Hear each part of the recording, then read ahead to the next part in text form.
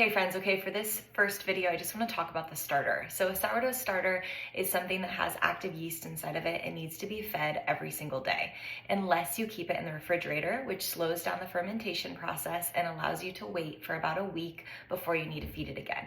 You can get sourdough starters from bakeries, from friends, or you can even start your own from scratch.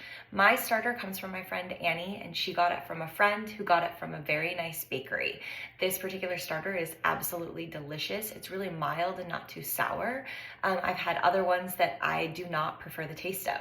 So you want to make sure that you're tasting the loaf of where the starter comes from to make sure it's one that you like, if you can. And if you can't be choosy, then just take the one that you can get.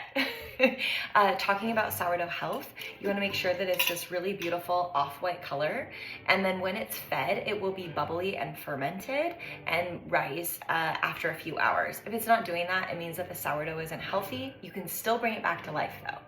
If you have any gray on the top of it, that's kind of okay. You can take the gray off and bring it back to health. But if there's any green at all, that's mold forming and you want to toss that starter right away. So this is how I store our starter. I keep it inside of a mason jar with a lightly tight grip here.